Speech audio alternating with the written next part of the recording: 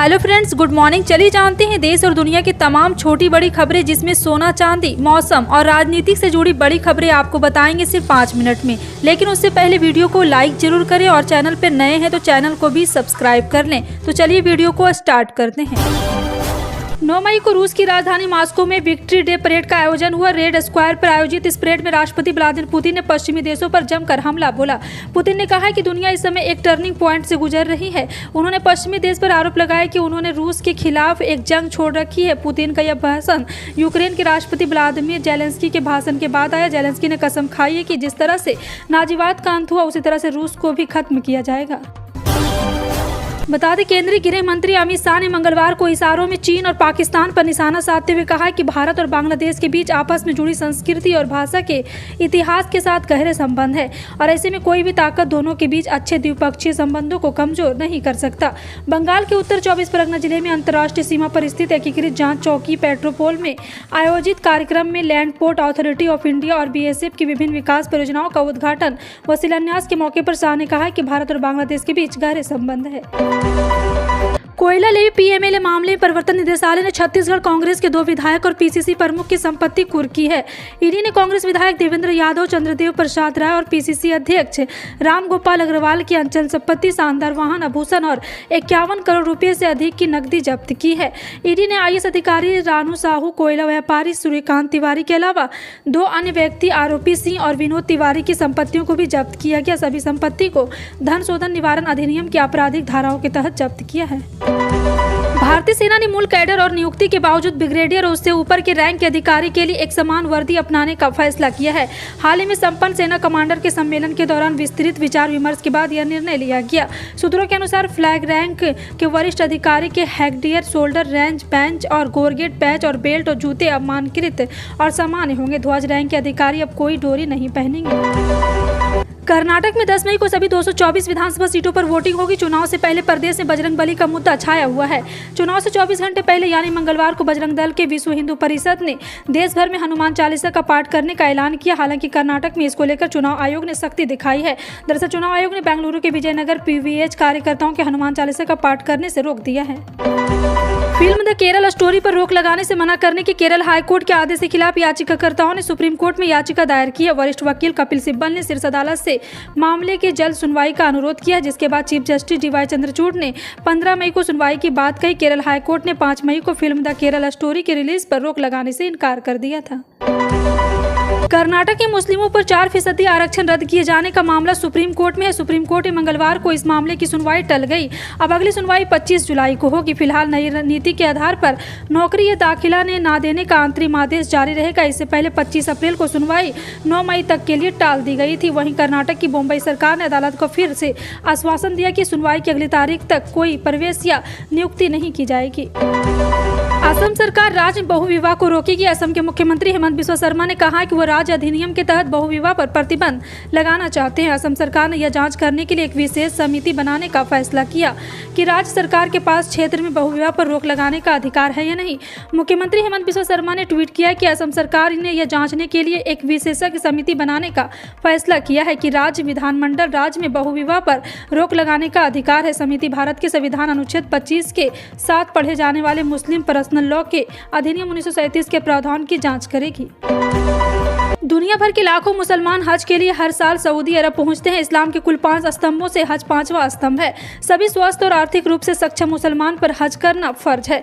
इस बार हज यात्रा के लिए पहली उड़ान 21 मई को भारत से है और ऐसे में हज कमेटी ऑफ इंडिया द्वारा एक सर्कुलर जारी करके सिया मुसलमानों से 24,904 रुपये अतिरिक्त देने के लिए कहा है। हज कमेटी के इस फैसले से सिया मुस्लिम धर्मगुरु नाराज जाहिर कर रहे हैं। ऑल इंडिया सिया चंद कमेटी के अध्यक्ष मौलाना सैफ अब्बास ने आज तक.in को बताया कि हज कमेटी ऑफ इंडिया ने सर्कुलर जारी करके हज पर जाने वाले सिया मुस्लिमों से 24,904 रुपये देने का बात कहा है।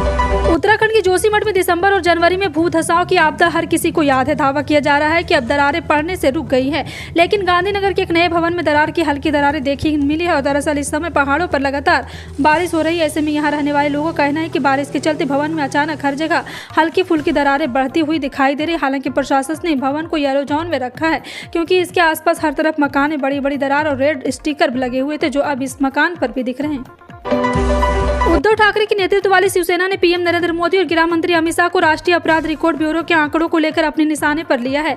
आंकड़ों के हिसाब से पिछले 5 साल में गुजरात से करीबन 40,000 महिलाएं लापता हुई है। शिवसेना के मुखपत्र सामना में राज्य के काले सच को उजागर किया गया। महाराष्ट्र के स्थानीय मीडिया ने शिंदे फडणवीस सरकार को भी महाराष्ट्र से गायब हुई महिलाओं के मामले में घेरते हुए कहा, पुलिस को लेकर इस गुमशुदा महिलाओं की तलाश में न लगाकर राज्य की राजनीति के कामों में लगाया जा रहा है। सुप्रीम कोर्ट ने मंगलवार को कहा है कि उसकी कार्रवाई की लाइव स्ट्रीमिंग अदालत को आम नागरिकों के घरों और दिलों तक ले गई है और वही सुनिश्चित करने के लिए प्रौद्योगिकी का उपयोग करने की कोशिश कर रहा है। लाइव स्ट्रीमिंग की कई सामग्री अंग्रेजी के अलावा अन्य भाषाओं में एक साथ उपलब्ध कराई जाए ताकि अधिक से अधिक लोग इसका अनुसरण कर सके। जी हाँ, आपको बता दें कि यहाँ पर प्रधान न्यायाधीश ने कहा है कि अदालती कार्रवाई की लाइव स्ट्रीमिंग जरूरी है। वास्तव में हमारी अदालत को पूरी तरह से घरों और आम नागरिकों के दिलों तक ले जाना बहुत ही आवश्यक है। ट्रेनों में सफर करने वाली मां और बच्चे का सफर अब पहले से ज्यादा आरामदायक होगा। भारतीय रेलवे ने 5 साल तक के बच्चों के लिए अलग से बेबी बर्थ बनाने और मंथन करना शुरू कर दिया है। आने वाले दिनों में बेबी बर्थ का सेकेंड ट्रायल शुरू किया जाएगा। इसकी सफलता के बाद सभी ट्रेनों में बेबी बर्थ को लेकर बदलाव किया जाएगा। हालांकि बच्चों की स्पेशल बर्थ का क्या किराया होगा, ये रेलवे बोर्ड तय करेगा। दरअसल कुछ समय पहले ट्रेन में ट्रायल के तौर पर बेबी बर्थ की सुविधा की शुरुआत की गई थी। 8 मई 2022 को लखनऊ मेल से इसका ट्रायल शुरू हुआ। देश और दुनिया में भारतीय पुरातन चिकित्सा पद्धति से इलाज करने की केंद्र सरकार की योजना को बढ़ाने के नए आयाम मिलने लगे हैं। इसी कड़ी में अगले साल तक पूरे देश में 12,500 आयुष स्वास्थ्य एवं वेलनेस केंद्र शुरू किए जाने की, इसके अलावा दुनिया के 23 अलग अलग मुल्कों समेत 13 प्रमुख चिकित्सा संस्थानों के साथ मिलकर आयुष शैक्षणिक पीठ का गठन किया जाना है। सोमवार को हुई आयुष मंत्रालय की समीक्षा बैठक में मोदी सरकार की इस प्रमुख योजना को लेकर कई बिंदुओं पर न सिर्फ चर्चा हुई बल्कि उसके आगे बढ़ाने का पूरा खाका तैयार किया गया। ओम राउत के निर्देशन में बनी फिल्म आदि पुरुष का फैंस लंबे समय से इंतजार कर रहे हैं। मंगलवार को इस फिल्म का ट्रेलर रिलीज कर दिया गया, जिसके बाद से ही ट्विटर पर यह छाया हुआ है। और आपको बता दें कि इस फिल्म के टीजर से लोग नाराज नजर आ रहे थे, जो कि इसके ट्रेलर के रिलीज होने के बाद तारीफें कर रहे हैं। 3 मिनट के ट्रेलर को देखकर लग रहा है कि मेकर्स ने इस फिल्म के VFX पर खासा काम किया है। आदि पुरुष के ट्रेलर पर प्रभास, कृति सेनन और बाकी स्टार कास्ट को तो बखूबी निभाया गया है। चेन्नई सुपर किंग्स के कप्तान MS धोनी का भविष्य अगस्त 2020 में अंतर्राष्ट्रीय क्रिकेट से संन्यास लेने के बाद से ही गहन चर्चा का विषय रहा है। और आपको बता दें कि इसको लेकर के कई लोगों का मानना है कि IPL 2023 धोनी का आखिरी IPL हो सकता है। इस सीजन जहां धोनी खेलने जाते हैं वहां सभी धोनीमय हो जाते हैं। इसका मुख्य कारण है कि सभी अपने माही को आखिरी बार खेलते देखना चाहते हैं। हालांकि इस बीच माही के दोस्त और साथी क्रिकेटर रहे सुरेश रैना ने उनके रिटायरमेंट पर बड़ा खुलासा किया है। ई रिटेल कंपनी अमेजन को फ्यूचर समूह से जुड़े एक विवाद में बड़े राहत मिली है। सुप्रीम कोर्ट ने CJI के द्वारा रिकवरी करने के संबंध में यहां पर एक बड़ा अपडेट दिया है। जी हां, आपको बता दें कि सुप्रीम कोर्ट में अपील भी किया गया है। उच्चतम न्यायालय ने अमेजन की याचिका पर सुनवाई करते हुए सोमवार को उसे फौरी तौर पर राहत दी। सुप्रीम कोर्ट ने भारतीय प्रतिस्पर्धा आयोग यानी CCI के द्वारा 25 अप्रैल को दिए इस फैसले पर रोक लगाई है। यूपी नगर निकाय चुनाव के दूसरे चरण के लिए चुनाव प्रचार का आखिरी दिन हो गया। ऐसे में डिप्टी CM केशव प्रसाद मौर्य ने सपा बसपा पर जोरदार हमला बोला। इसके साथ ही उन्होंने कहा है कि फिल्म द केरला स्टोरी को टैक्स फ्री किए जाने पर बात भी की है। उन्होंने कहा कि कोई भी चुनाव हो, भारतीय जनता पार्टी पूरी ताकत के साथ चुनाव लड़ती है। निकाय चुनाव 2024 लोकसभा चुनाव की शुरुआत है।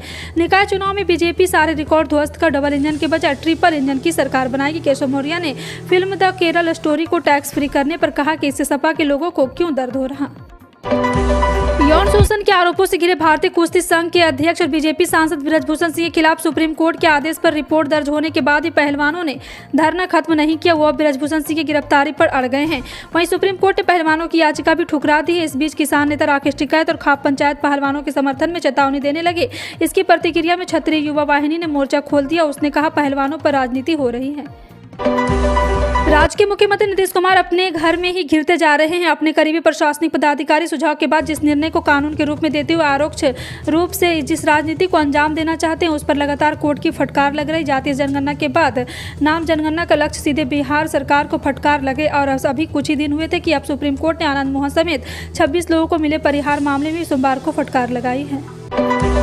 भारत में सक्रिय और नए मामलों में लगातार गिरावट दर्ज की जा रही। केंद्रीय स्वास्थ्य मंत्रालय के आंकड़ों के अनुसार मंगलवार को बीते 24 घंटे में 1331 नए मामले सामने आए, जबकि हर आंकड़ा सोमवार को 1839 था। वहीं सक्रिय मामलों की संख्या 25,000 से घटकर 22,000 हो गई है। महामारी से ठीक होने वाले की संख्या में इजाफा हुआ है 4 लाख। यहाँ पे एक बार फिर से आपको बता दें कि यह आंकड़ा लगातार बढ़ता ही जा रहा है। कोरोना महामारी में जंग जीत ली है।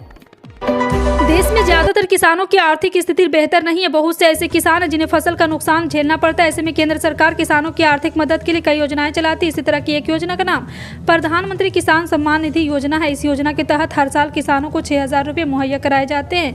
अब 14वीं किस्त का लोगों को इंतजार है। पीएम किसान सम्मान निधि योजना के तहत किसानों को सालाना 6,000 रुपया मुहैया कराने वाले हैं। जी हाँ, आपको बता दें कि अगर आप भी पीएम किसान योजना का लाभ गलत डॉक्यूमेंट्री के आधार पर ले रहे हैं तो ऐसी स्थिति में आपको सावधान रहने की जरूरत है।